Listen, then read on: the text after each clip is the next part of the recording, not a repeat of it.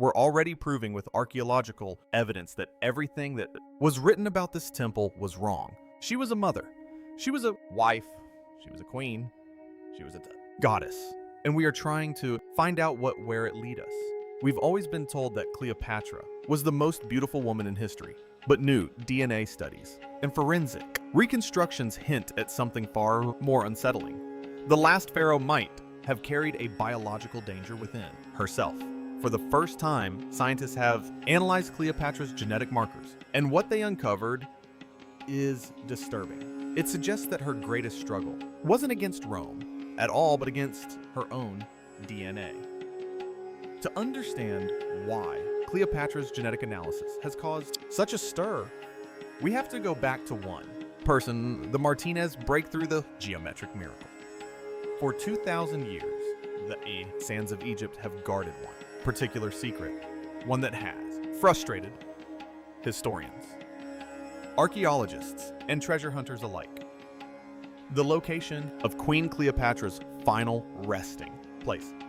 Most scholars insist she's lost, forever buried somewhere beneath the modern city of Alexandria, swallowed by earthquakes and rising seas. But for the last 2 decades, one woman refused to accept that conclusion. That woman is Kathleen Martinez. Martinez isn't your typical scholar in a quiet library. She's a criminal lawyer turned archaeologist from the Dominican Republic, and she didn't treat Cleopatra's story like ancient history. She treated it like an unsolved murder case. And that shift in thinking changed everything. She approached Cleopatra's disappearance the way a detective tackles a crime scene. Every clue mattered.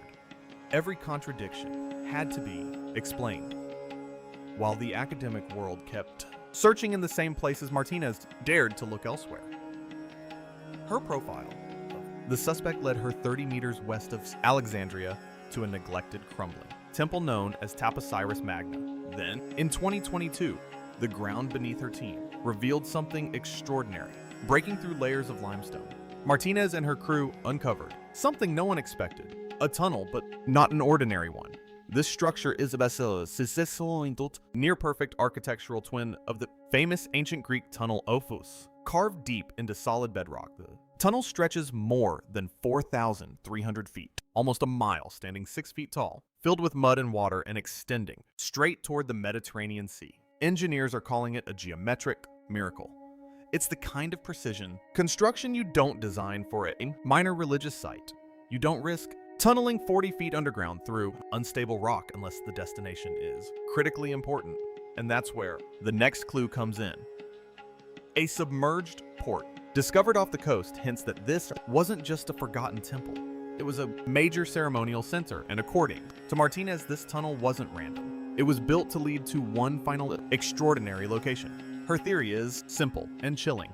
Cleopatra wasn't just trying to escape death, she was trying to escape Rome. She knew Octavian wanted to drag her through the streets in chains, and she refused to give him that victory.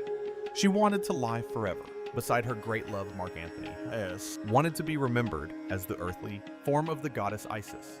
To make that possible, she needed a tomb that could never be discovered, never desecrated. She hid herself in a place she believed no Roman would ever think to search, and Kathleen Martinez may have found the entrance to that sanctuary. We haven't uncovered Cleopatra herself yet, but the clues coming out of the site point towards something unsettling about the end of her dynasty. The clue of the golden tongues inside the temple complex. The team stumbled upon another discovery that sent chills through them. 16 rock-cut tombs held mummies, yet these weren't ordinary burials. When the archaeologists looked at their decaying faces, something gleamed back from the darkness. Gold. Inside their mouths, where their tongues once were, lay thin amulets of gold foil. The ancient Egyptians believed that in order to survive the afterlife, you had to speak to Osiris, the god who ruled the sea and the underworld. You had to justify your life. A golden tongue gave you a divine voice, the power to speak directly to a god. It granted what they called golden eloquence. But why here? Why at this temple? Martinez believes these weren't random nobles. These were Cleopatra's own people, her advisors, her loyal court. They were buried here with golden tongues, possibly to prepare them to announce the arrival of their queen in the afterlife. Think about what that really means. We're not just digging through a cemetery. We're standing inside a royal waiting room, a necropolis built for someone extraordinary. And if her closest quarters are here positioned as if waiting for their queen, then we might be closer to Cleopatra than anyone has ever been. The door is almost within reach, but even as Martinez inches toward the final chamber and the queen's actual DNA, we already believed we had a window into Cleopatra's genetic code. Or at least we thought we did. To glimpse Cleopatra's biology, we don't actually need to find her. We just need to examine the remains of someone she knew better than anyone else. The sister she had killed, the blood rival. To understand the dead buried at Taposiris. Magna, we first have to understand the ruthless woman they served. Cleopatra is remembered as a seductress, but her dynasty was a battlefield, and her family tree was more like a nest of predators. And her most dangerous enemy wasn't Julius Caesar or Mark Antony. It was just as was her own younger sister, Arsinoe. Fourth, their relationship was pure rivalry from the start. When Cleopatra was exiled, Arsinoe took the throne. Julius Caesar landed in Egypt. Arsinoe led the army against him. She was a teenage warrior princess who actually managed to trap Caesar inside the palace, but history favors the winner. Arsinoe was eventually defeated, dragged to Rome, and forced to march in chains during Caesar's victory parade. The sight of a young girl in shackles moved the crowd to tears. Their sympathy saved her life, and she was sent into exile at the Temple of Aramis in Ephesus, modern-day Turkey. She believed holy ground would keep her safe. She was wrong. In 41, before the Common Era, Cleopatra convinced Mark Antony to violate sacred laws and do the unthinkable. He sent assassins to the temple. They dragged Arino out and executed her on the steps. The act shocked the ancient world. But for historians 2,000 years later, it gave us something invaluable, a location. For centuries, it was assumed Arsinoe's remains were lost.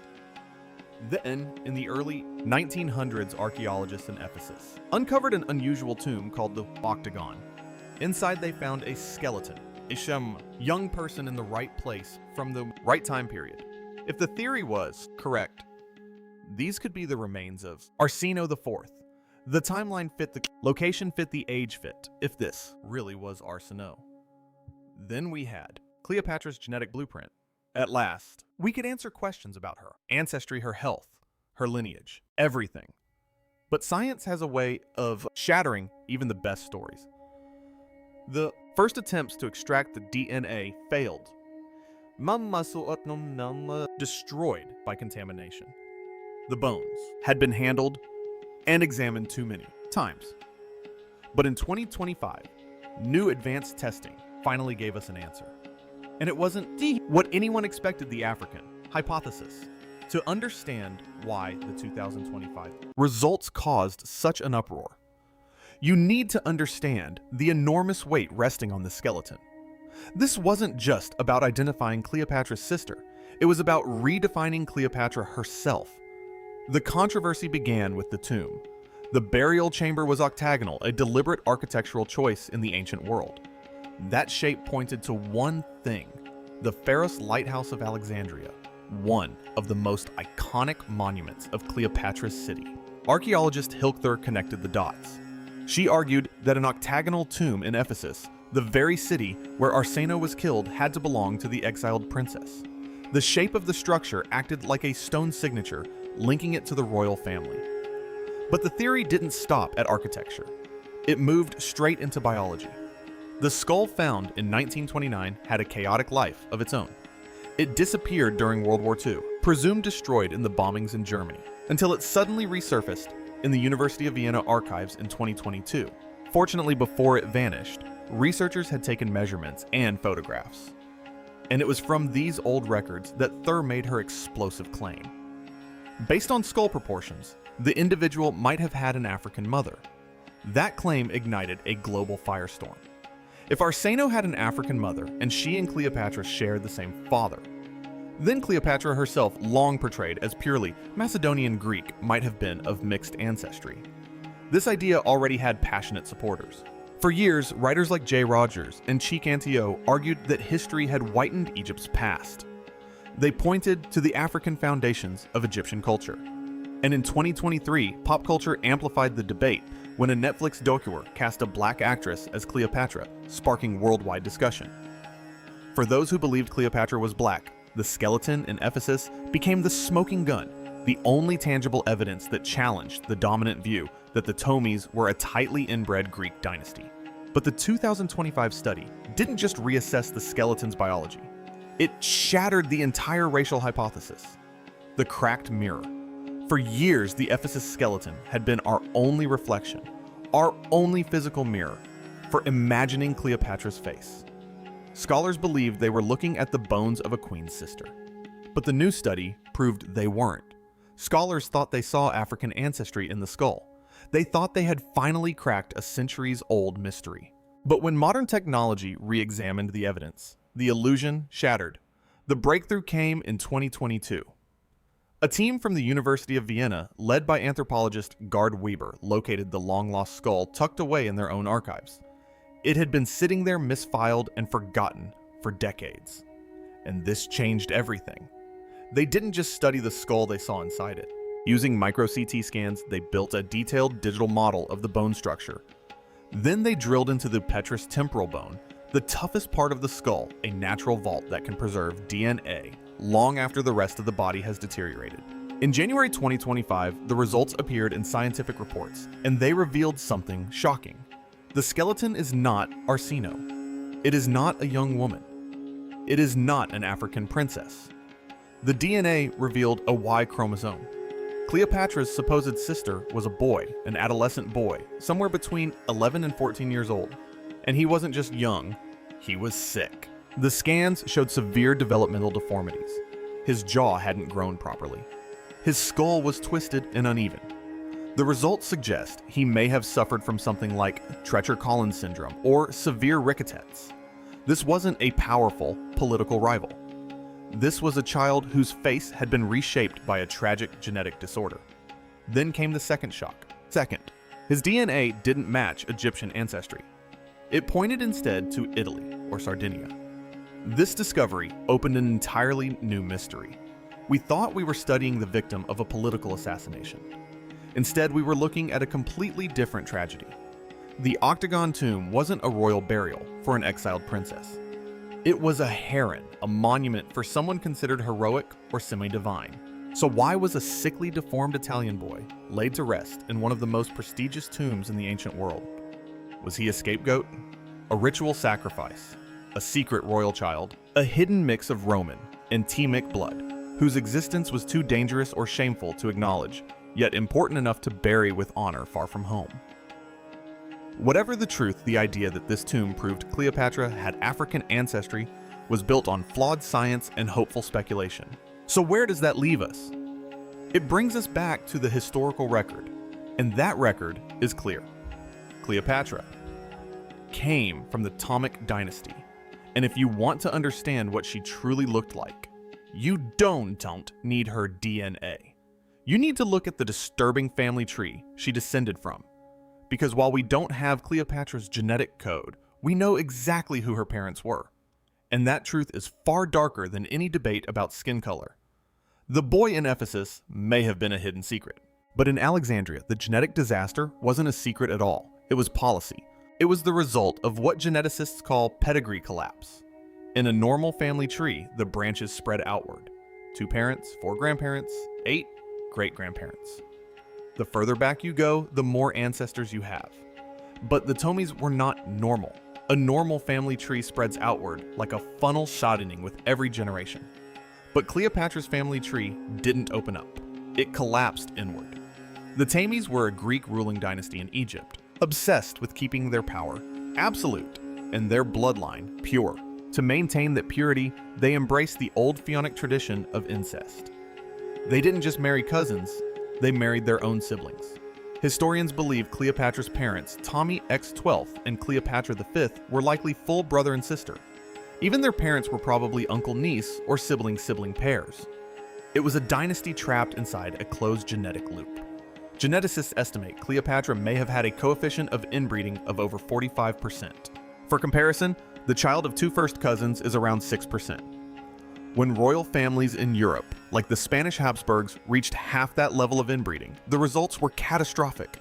Deformities, infertility, and devastating illnesses.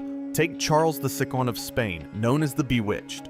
His genetics were so damaged that he didn't speak until age 4, didn't walk until age 8. His chassis was so distorted that he couldn't chew. He swallowed every meal whole. He suffered seizures and severe cognitive impairments. When he died at 38, doctors reported his body had not a single drop of blood. His skull was filled with fluid, and his heart was the size of a peppercorn. His inbreeding coefficient was 25%.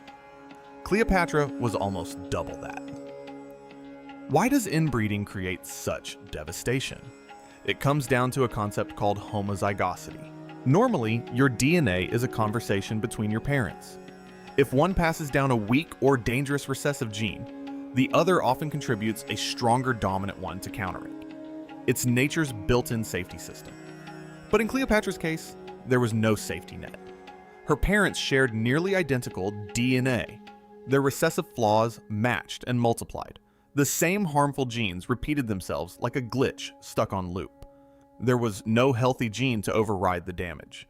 Biologically, Cleopatra should have been a disaster. Extreme inbreeding typically results in the very problems seen in the boy from Ephesus. Physical deformities, developmental issues, and shortened lifespans. Yet Cleopatra defied all of it. But here's the disturbing twist. History doesn't describe Cleopatra as weak or deformed. She was extraordinary. She mastered 9 languages, won over the most powerful men in Rome, and commanded armies. So how is that possible? Was she a genetic outlier? A 1 in a million survivor of an inbred dynasty? Or have we misunderstood the signs of what she endured? To answer that, we have to look at the people who shaped her DNA, her own bloodline. Start with her great-granduncle, Ptolemy VII. Because of how tightly the Ptolemies intermarried, he wasn't just a distant relative. He was practically a genetic blueprint for what Cleopatra might have inherited, and he was a medical disaster. His nickname was Physcon, meaning potbelly, but that barely covers it. Ancient writers describe him as extremely obese, unable to walk without help, with a thin, gauzy robes that shocked Roman visitors. Look closer, and the symptoms become clear. Swollen neck, bulging eyes, trouble breathing. Then look at Cleopatra's father, Ptolemy the 12th, the flute player. He was written off as indulgent, weak, and physically soft. Again, not just personality trait symptoms. Modern medical historians see a pattern running through the Ptolemaic line. Genetic metabolic disorders, organ scarring conditions, and most concerning signs of Graves' disease, an autoimmune thyroid disorder. Graves' disease causes bulging eyes and a swollen neck, but it also affects behavior. It overloads the body with thyroid hormones, creating hyperactivity, rapid speech, sleeplessness, and impulsive decision-making. Does that sound familiar? Cleopatra was praised for her tireless energy. Ancient sources say she barely slept and was constantly on the move. We've always labeled this as brilliance. Now, some researchers wonder if it was a symptom of genetic storm passed down from her own family. Next, let's look at the physical evidence. We do have her coins. On her silver tetradrachms, we see the same family traits. The hooked Ptolemaic nose, the strong jutting chin, the thick neck, not the face of a fragile beauty, the face of someone fighting against her own biology. And beneath that surface, the genetic strain continued. The Ptolemies were prone to fibroisplasia, bone fragility, and jaw deformities. The same kinds of issues seen in severely inbred populations. Then there's obesity. Ptolemy VIII was legendary for it. Did Cleopatra carry the same predisposition? Some experts think her famously small, controlled figure may have been the result of constant discipline. a lifelong struggle against a metabolism primed for extreme weight gain. In other words, her greatest battles may not have been political at all. They may have been fought inside her own body. Her petite frame may not have been a beauty trait at all. It could have been the result of hyperthyroidism, a condition that burns through calories so fast it can keep someone dangerously thin. So, how did she escape the full collapse of her family line? That question divides scholars into two camps: the medical victim theory and the genetic miracle theory. The medical victim theory. This theory argues Cleopatra didn't escape the damage. It says she survived the deformities, but not the deeper genetic cost. And one of the biggest clues comes from Plutarch. Plutarch never outright says she was small or stunted, but he leaves behind two pieces of evidence that modern researchers have reinterpreted. First, the famous carpet scene. Movies show her rolled inside a luxurious rug. But Plutarch says she actually hid inside a linen sack like a laundry bag, then was tied up and carried on the back of a single servant. For that to work, she had to be extremely light. That suggests she wasn't tall or imposing, she was tiny. Second, Plutarch bluntly comments on her looks. He writes that Cleopatra's physical beauty was not in itself so remarkable. Her real power came from her voice, her presence, and her intellect. Combine those hints with a 45% inbreeding coefficient, and petite starts to look less like a charming trait and more like growth restriction. This theory argues Cleopatra may have been physically fragile, battling the same genetic weaknesses that destroyed her ancestors and using her intelligence to overcome what her body could not. The genetic miracle theory. The second theory is the opposite and far more astonishing. Genetics is still a game of probability. Even with extreme inbreeding, there's a small chance a child can inherit mostly clean genes. Rare, but not impossible. If we look at her siblings, Tommy the 13th drowned as a teenage puppet king. Tommy the 14th vanished under suspicious circumstances. Areno was executed. The boy in the Ephesus tomb was severely deformed. Cleopatra lived to 39, had 4 healthy children, led armies, and showed none of the severe deformities that devastated her inbred dynasty. She may have been a rare mosaic survivor, someone who by sheer genetic luck avoided the worst of her family's DNA collapse. But even miracles have a cost. Her manic energy, relentless ambition, and risky decisions may have been psychological side effects of thyroid and metabolic instability passed down through generations of incest. The dark interpretation. Whether victim or anomaly, Cleopatra understood her bloodline was falling apart. She saw relatives go blind, grow obese, suffer metabolic failures, and die young. She recognized the pattern, and this changes everything about her famous romances. Tradition demanded she have children with her brothers. She refused. Instead, she chose 2 unrelated men, Julius Caesar and Mark Antony. What if that wasn't seduction for political gain, but a biological rescue mission? She wasn't expanding alliances. She was expanding her gene pool before it collapsed entirely. The pharmacologist queen. If Cleopatra suffered from pain, fragile bones, or thyroid-driven mania, how did she still rule? Because she wasn't just a queen. She was a scientist. Her pearl and vinegar stunt was chemistry. She had access to Egypt's advanced medicines. Opium for pain. Kai for calming and sleep. Blue lotus, wine, for euphoria and energy. Her knowledge of cosmetics, detailed in her book Cosmeticon, wasn't vanity. It was camouflage. Kohl could reshape swollen eyes. Jewelry could hide her neck. Ointments could mask skin issues. She may have been the world's first biohacker, using plants, perfumes, and makeup to maintain the image of a goddess, while privately treating herself like a patient. The tomb awaits. And now beneath Taposiris Magna, Kathleen Martinez may be on the verge of finding Cleopatra's tomb. But the meaning of that discovery has changed. If the coffin is found, it won't just reveal a queen. It could reveal a medical truth hidden for 2,000 years. Was she a genetic miracle who escaped her dynasty's collapse, or a silent sufferer who ruled through pain and chemistry? For now, the tunnel is silent. The DNA machines wait, and Cleopatra keeps her secrets. If you enjoyed this, like, share, and click the next video